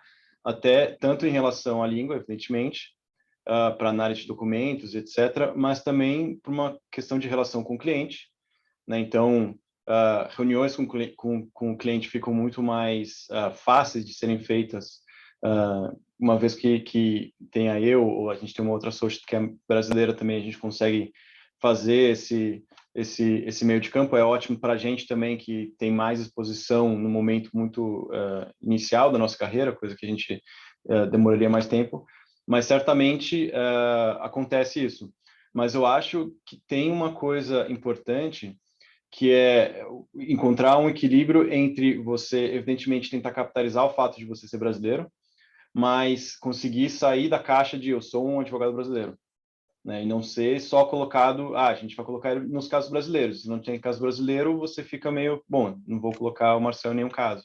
Entendeu? Então, acho que tem um equilíbrio de você conseguir também trabalhar, buscar e conseguir trabalhar em casos que não sejam relacionados ao Brasil, para você poder fazer os dois. Olha, se tem um caso brasileiro, tanto melhor, vamos colocar o Marcel, que ele traz essa perspectiva diferente que as pessoas vão trazer. Não tem caso brasileiro, também tá ótimo, a gente coloca o Marcel no caso que seja de outros países, outra língua, ou outro contexto, e ele trabalha bem também. Então, acho importante conseguir achar esse equilíbrio e não ser colocado, sair da caixa de eu sou um advogado brasileiro em Nova York. Não, sou um advogado de Nova York que, por acaso, sou brasileiro. Sim, sim. Queria complementar o que o Marcel falou. Eu acho também um pouco para você se desconectar um pouco do Brasil, o fato de ter o bar, de você ser qualificado no país, ajuda muito, é essencial, né? Porque a pessoa te vê como um advogado qualificado e você está apto a praticar a lei local. Então, esse foi o maior motivo pelo ter buscado me qualificar no Reino Unido, além de poder me chamar como solicitor. Então, eu abro uma outra porta, eu abro um mercado que antigamente eu não teria se eu fosse só qualificado no Brasil, porque as pessoas te relacionam automaticamente ao Brasil e esquecem que você tem conhecimento de lei local e, como a Emily falou, você passou por todo esse processo. É um processo duro, que a prova é super difícil. Então, para mim, foi diferencial. Mas, ao mesmo tempo, eu vejo a importância de ter uma conexão com o Brasil, porque você não quer... É um duelo difícil de lidar, porque você não quer se desconectar totalmente do Brasil, mas você quer ser envolvido em outros casos. Então, encontrar esse balanço ideal, é o ponto ótimo de ter conexão com o Brasil e, ainda assim, ter uma carreira internacional. Esse, pelo menos, é o que eu enfrento normalmente. Entendi. Muito obrigado. E, André, você sendo o único brasileiro, né, em Londres, do escritório, falar português já foi um benefício? Você conseguiu transformar isso em um benefício no trabalho, em um ponto? Eu acho que sim. Eu estou muito de acordo com o que o Marcel falou sobre o fato de ser um diferencial positivo, mas que você não pode ficar agarrado a isso, achando que isso vai ser a sua carreira, porque no escritório estrangeiro, o número de casos brasileiros assim, é altos e baixos. Tem momentos que você tem vários casos, mas não tem caso nenhum, né? E os escritórios estrangeiros têm um problema que talvez a gente pudesse ter até mencionado quando a gente falou de diferenças entre escritórios no Brasil e no exterior, é o seguinte: alguns escritórios no Brasil até têm um esquema de hora, né, de banco de horas, você tem que lançar as horas e tal, mas eu diria que é uma cobrança muito mais leve. No escritório estrangeiro, você tem meta de hora, tem que bater meta de hora. Tá? Então, assim, basicamente é o seguinte: se você for um advogado visto como exclusivamente brasileiro e, por acaso, não tiver um caso brasileiro no seu escritório, você não vai bater a meta de horas.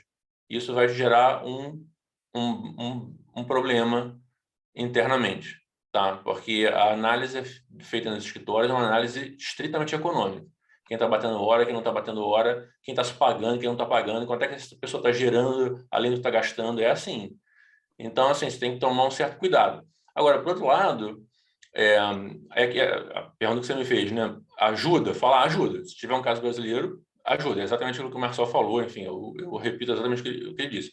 Agora, aí tem um desafio, que é o que o Igor já tocou, que é o seguinte: você também não pode se distanciar completamente, porque uma coisa é você estar na posição de associado e que você não tem nenhuma obrigação de trazer casos. Então, assim, se é um associado, os casos que o escritório trouxer, os sócios trouxerem, você vai, legal, vamos tentar entrar nesse caso. Se é brasileiro, puxa, o português vai ajudar, e tal, o conhecimento do cliente, o jeito, né, assim, cultural e tudo. Se não vamos tentar entrar também. Tá? Mas você não tem nenhuma obrigação de trazer casos novos. Quando você vai ficando um pouquinho mais velho, o escritório passa a te cobrar de trazer casos. E aí o problema é o seguinte, você vai trazer casos de onde? Você vai trazer casos da Rússia? Não vai, né? Você vai trazer casos do Brasil. Então, esse movimento é muito difícil de você fazer. É muito difícil. Você tem que, ao mesmo tempo, se descolar e continuar colado. Não é simples. Mas, sim, ajuda quando você tem casos brasileiros. Isso ajuda.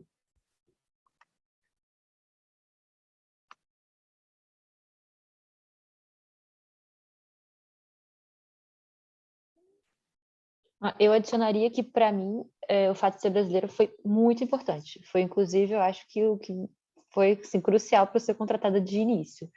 Eu acho, aí depois volta aí tudo que o Marcel falou, o Igor falou e o André falou. Isso aí você tem que mostrar a sua capacidade de fazer outras coisas, enfim. Mas no início, para mim, ser brasileira, falar português foi essencial, efetivamente. Assim, não sei como, a gente não tem como saber, né? Mas assim, o timing, falar português era o que eles precisavam, era o que eu estava procurando, e tudo colou e foi ótimo. E aí depois, como o Marcelo falou, para mim foi um diferencial. Logo de início, eu tinha responsabilidades, relacionamento com o cliente, coisas que meus colegas que estavam no meu nível ou até um pouquinho acima não tinham.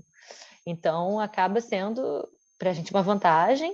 E aí depois é o que a gente estava falando de tentar desvencilhar, não tanto, mas tentar encontrar aquele equilíbrio, mas eu acho que para mim foi realmente um diferencial ser brasileiro, não ser brasileiro, ser brasileiro e falar português. Eu gostaria só de levantar esse ponto, porque eu acho que é bom a gente saber, né, que valorizar também, né, a gente ser brasileiro. Às vezes não é fácil, mas às vezes pode ser muito bom também. Excelente. Pessoal, eu queria saber um pouquinho também, eu acho que agora o Igor poderia nos ajudar agora, o que vocês acham que seria alguns atrativos para um jovem arbitralista ou em outra área poder seguir em carreira internacional, seja hard skills ou soft skills, ou em outro campo? Quais vocês diriam que seriam assim, as melhores atribuições de um jovem profissional? Ana, essa acho que é uma pergunta muito importante. Eu acho que não tem um mapa, né, que você segue e vai dar no resultado que você quer. Eu acho que o estudante que quer ter uma carreira internacional, ele tem que estar aberto a essas oportunidades. Ele é uma construção diária, como a Emily falou, buscar oportunidade de estágio na faculdade, criar uma rede de networking, ser conhecido pelos professores, ser um bom estudante, porque suas notas vão contar no seu application do LLM, investigar as universidades que você quer estudar, onde você se vê, qual é o país que faz mais sentido para você, participar de eventos como esse. Então, é uma construção diária, é algo tudo muito gradual, é um processo lento, não é da noite para o dia, os applications são muito demorados, é um trabalho árduo. Então, acho que estar aberto às oportunidades, construir, obviamente, melhorar bastante o inglês, o idioma que você se vê trabalhando, isso é essencial. É algo que, para mim, é o building block one. Assim, você tem que ser muito bom no idioma, porque isso vai te abrir muitas portas. E, de resto, é algo que você vai construindo. E, como o André também falou, ser muito participativo, não perder uma oportunidade, conhecer alguém interessante, se apresenta, cria um relacionamento, mas, obviamente, você tem que também encontrar um meio ponto, assim, não ser algo muito artificial também, né? Você tem que... não recomendo também você ficar mandando currículo, como eles falam de application espontâneo, né? Quando tem uma vaga em aberto, porque isso não é muito bom, não é muito bem visto. Então, é algo que você tem que construir ao longo ao longo dos seus estudos, e uma hora tudo vai se encaixar. Foi como funcionou para mim, e eu acho que são essas as minhas recomendações para um estudante que almeja uma carreira internacional. Eu tenho um ponto a acrescentar, se eu puder, nessa pergunta. Um conselho, se eu puder dar um conselho para o jovem arbitralista, é o rigor jurídico. De você sentar e ler e reler qualquer coisa que será enviada, seja para um professor no LLM, seja para o seu colega no seu trabalho, etc. Porque eu também, como a Mariana, eu não trabalhei no Brasil em um escritório, eu fiz estágio. Claro, meu estágio era muito rigoroso, mas eu não tive essa experiência macro. Eu caí no caldeirão já, né? Foi o trial by fire. Então, e tudo que você entrega aqui, pelo menos no meu escritório, na minha experiência, tem que estar perfeito. Perfeito. E também tem o outro contraponto de que nada que você vai entregar estará perfeito, que vai voltar com várias marcas de revisão e que isso não break your spirit, que você continue tendo E perfeito em pouco tempo, Emily. Sim, em muito pouco tempo. Então, de você ter esse equilíbrio também de conseguir trabalhar, entender, ter uma legal mind, que eles dizem aqui, e ter o rigor jurídico, de você sentar gente, revisar 10 mil vezes, o quanto seja necessário, antes de entregar algo. Esse para mim, foi a minha maior lição de trabalhar fora. Eu concordo. Eu acho que é uma questão meio acho que seriedade, né? Assim, levar tudo que você está fazendo a sério. Seja você está na faculdade estudando, leve a sério. Você quer estudar uma língua, leve a sério. Você está no escritório, faça o seu trabalho da forma mais séria que você puder, porque realmente isso é algo que eu vejo que no Brasil a gente tem esse jeito que a gente consegue às vezes dar um jeitinho brasileiro que a Mariana estava falando, mas que é o tipo de coisa que posso falar só da minha experiência, né? Mas aqui assim, o mínimo que se espera é você precisar ser sério, assim. Então você precisa realmente fazer isso, tá? Então vou sentar, estudar, fazer, entregar no prazo, como o André falou, e levar tudo com a maior seriedade possível. E também, se eu puder falar um pouco da minha experiência pessoal, eu acho que o fato de eu ter trabalhado um pouco antes de vir para cá também ajudou.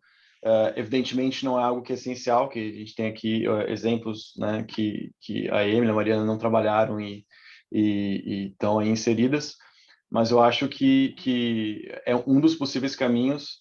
Foi um investimento que eu acho que se pagou quando eu cheguei aqui, porque aí eu comecei no escritório como sendo um advogado júnior de novo, só que já tendo uma bagagem um pouco maior do que um júnior que estava entrando junto comigo, né? E isso às vezes causa até algumas coisas estranhas, né? Porque se eu estou trabalhando num caso de arbitragem, eu sou um advogado júnior que estou entregando uma qualidade de trabalho melhor do que se espera no advogado júnior. Mas aí, de repente, eu estou num caso aqui de litigation e pedem fazer um negócio super básico, eu não estagiei nos Estados Unidos, eu não tenho ideia do que eles estão me pedindo, assim, né? Então, mas eu acho que o fato de ter trabalhado antes, de já vir com uma bagagem, ajudou a me destacar no escritório na qualidade do trabalho que eu entregava. Porque como primeiro anista no escritório se esperava que eu entregasse X, eu entregava mais pelo fato de eu já ter feito aquilo profissionalmente antes. Eu acho que isso foi um diferencial. E você, André, que conselho que você daria, que você gostaria de ouvir na faculdade para chegar onde você chegou? Eu acho que eu não tenho muito a inovar, eu concordo com tudo que foi dito. Eu acho que essa ideia de fazer as coisas com seriedade, eu acho que, no fundo, ela repercute não só em você, claro, melhorar, né, do seu ponto de vista acadêmico, profissional, mas repercute muito também nos contatos que você cria, né? Se você entrega bem as coisas, as pessoas que recebem o que você está entregando, elas passam a te admirar, né? E amanhã elas vão te ajudar, né? Então, por exemplo, se você foi um excelente aluno, e você vira para esse professor e fala, puxa, sabe, professor, que você não pode me colocar em contato com alguém? O professor vai fazer, porque ele sabe que ele não está indicando você e você vai fazer uma besteira, né? É a mesma coisa, você trabalhou, sei lá, vamos imaginar um ano, sei lá, um estágio no Brasil, e você fez muito bem o que você, enfim, foi pedido para fazer. Se amanhã ou depois você precisar de alguma indicação, ou você precisar de alguma ajuda dessas pessoas que você trabalhou, elas vão fazer isso, porque, de novo, elas acreditam que elas não vão se queimar indicando você para alguém mais, porque elas sabem que você faz bem as coisas. Então, assim, fazer bem as coisas não é só uma coisa de aprendizado pessoal. Claro que você aprende pessoalmente, mas é mais do que isso. É você construir relações de confiança com pessoas que podem te ajudar no futuro. Então, isso tem que começar desde o início, assim, desde a faculdade, sabe? Então, eu acho que uma coisa que falta muito no estudante brasileiro, e faltava muito para mim também, é traçar um plano logo de cara, logo de início. Não, a gente tem muita dificuldade, eu acho isso natural, né, de traçar algum plano. O que vai acontecer, o que não vai acontecer, para onde eu vou, para onde não vou, e várias oportunidades são perdidas nesse caminho, porque a gente não tem uma meta específica. Se a gente tiver de cara uma meta específica, e talvez esse debate aqui seja uma boa oportunidade para talvez incentivar algumas pessoas a dizer, puxa, é isso que eu quero, e se esse é o seu caso, então traça uma meta, né? Traça uma meta e começa a pensar, poxa, o que eu vou fazer para conseguir o meu LLM, por exemplo? Ah, preciso fazer isso e aquilo. Puxa, como o Marcel falou, eu tive uma boa experiência no escritório. Ah, o que eu vou fazer? Então, tenho que ir para um escritório que me deu uma boa experiência. Aí eu falei também que esse escritório, inclusive, pode te ajudar numa recomendação. Então, eu vou tentar num escritório que possa, assim, traçar um plano, uma meta, tentar ir cumprir. Não é fácil, tem uns percalços, às vezes você pega uns caminhos inesperados, mas eu acho isso muito importante. Eu não tive isso, enfim, eu não tinha a menor ideia para onde eu ia, as coisas foram acontecendo, mas muito porque também, na minha época de faculdade, a ideia de estudar fora no Brasil era cara, assim, impensável, né? Assim, as pessoas ninguém pensava nisso na faculdade, ninguém pensava, ninguém falava sobre isso na faculdade, né? Então eu nunca nem tive essa ideia, esse sonho até, né? Eu nunca tive. Então hoje eu acho que já mudou as coisas, eu acho que já mudou por causa dos multis, mudou por causa que a gente já tem advogados como a gente estudando fora, então alguém pode olhar e dizer, olha, puxa, dá para fazer e tal. Então, assim, já dá para construir algum plano, né? Então, eu acho que isso seria bacana, pensar nisso. Sim, exatamente, né? A questão... Perdão, Marcel. Não, imagina, fala. Eu ia comentar, dizendo, né? Eu acho que a questão dos MOOCs também, para aprender liderança, trabalho em grupo, né? Eu acho que se apresentaria até como uma hard skill, por exemplo, né? Uhum. Eu acho que eu só queria complementar algo que o André e o Igor falaram, assim, que eu acho que essa questão da meta e você realmente pensar, bom, o que eu quero fazer e correr atrás, porque é um trabalho que exige bastante tempo, exige paciência, exige determinação de você, bom, quero fazer um LLM, não é o tipo de coisa que quero, sei lá, ir trabalhar no mercado fora do Brasil, não é o tipo de coisa que, bom, beleza, ano que vem tô lá. Você precisa traçar vários caminhos, então você conseguir sentar e planejar é algo que realmente é essencial, fazer um plano de ali médio prazo para você conseguir ir atingindo e criando essa base para você chegar eventualmente onde você quer chegar. Mas uma coisa que eu aprendi, que o meu mentor no Brasil me ensinou, ele corria maratonas, né, corre. E aí ele um dia estava falando sobre coisas que ele aprendeu com a maratona, que ele aplica na vida profissional. Ele falou o seguinte, olha, você sempre tem que planejar com antecedência, mas está preparado para se adaptar às mudanças, né? Então eu acho que isso se aplica bastante a isso que a gente está falando, que é você precisa saber onde você quer chegar, ter uma ideia, fazer um plano e tal, mas também estar preparado para se adaptar às circunstâncias diferentes, porque vão aparecer circunstâncias diferentes. Você está, de repente, aplicando pela LM e vem uma pandemia, sabe? Então, ou então você quer ir para Londres e tem o Brexit. Então, você tem que, evidentemente, fazer esse plano e traçando esse caminho, mas tem que estar preparado para coisas não vão sair da forma como você quer. Muitas coisas vão mudar, mas você vai tendo que se adaptar para continuar aí sua caminhada, no seu plano.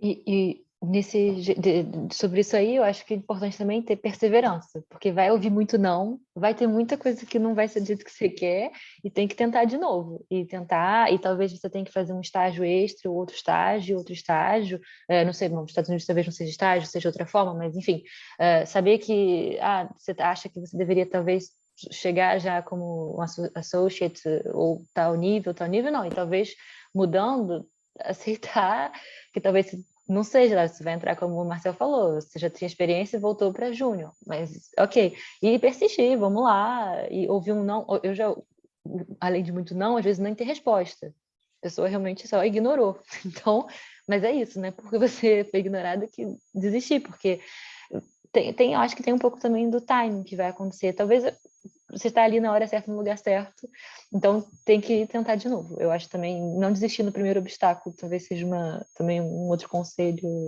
que também que vai de acordo com tudo que vocês falaram antes. Muito obrigado a todos.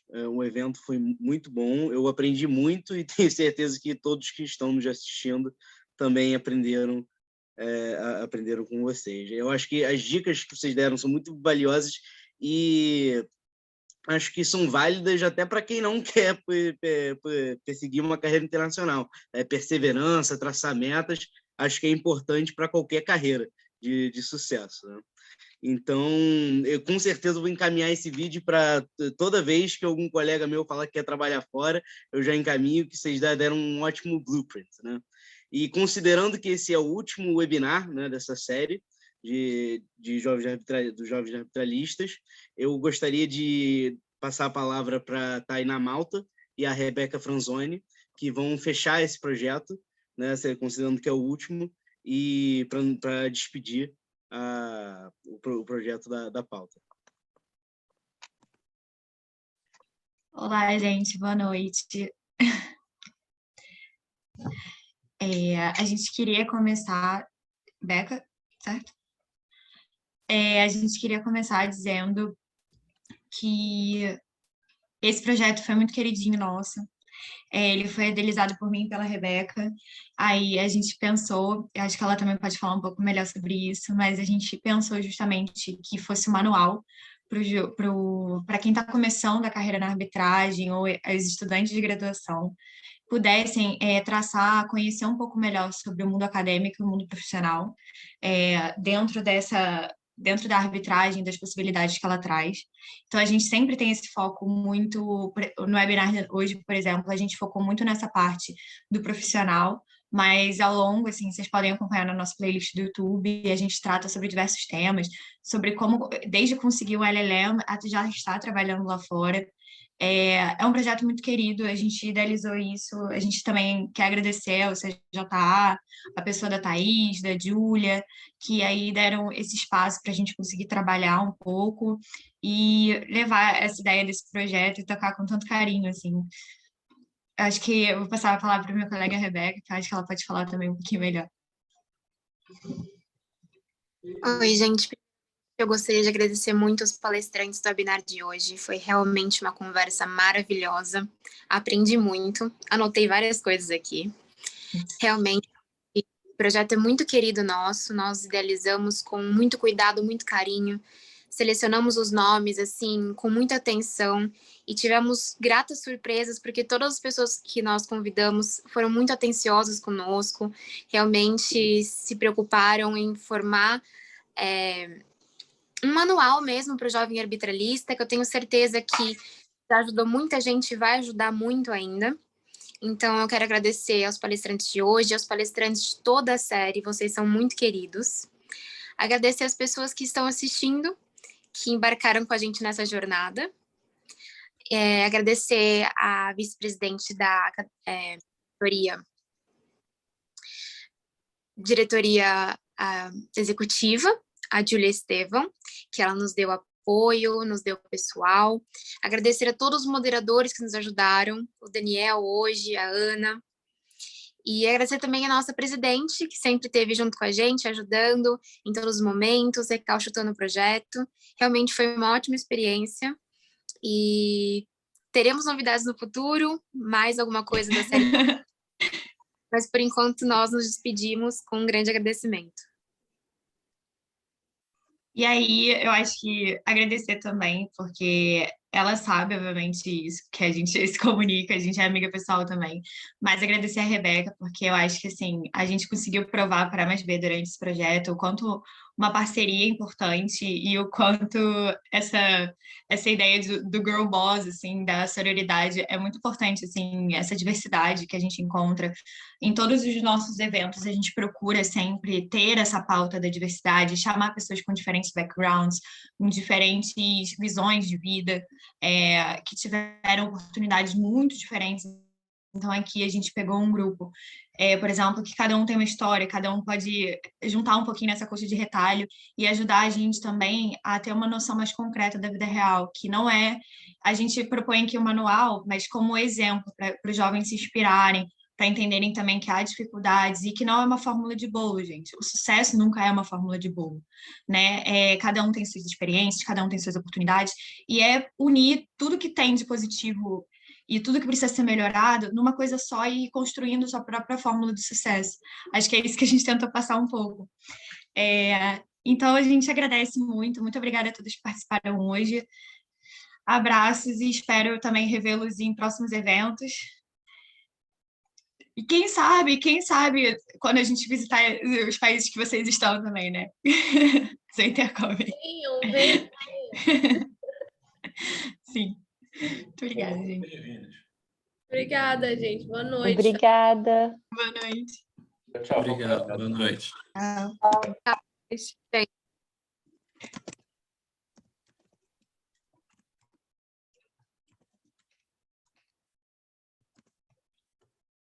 Pronto, pessoal, acho que foi agora.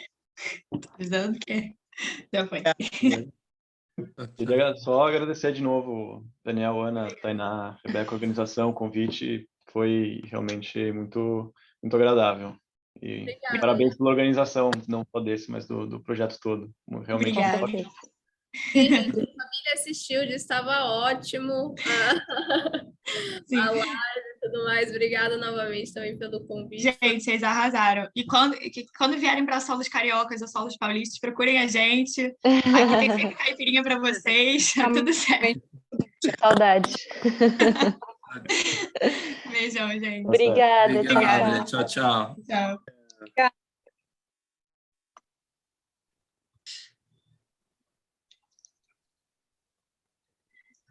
Gente, eu não tô conseguindo.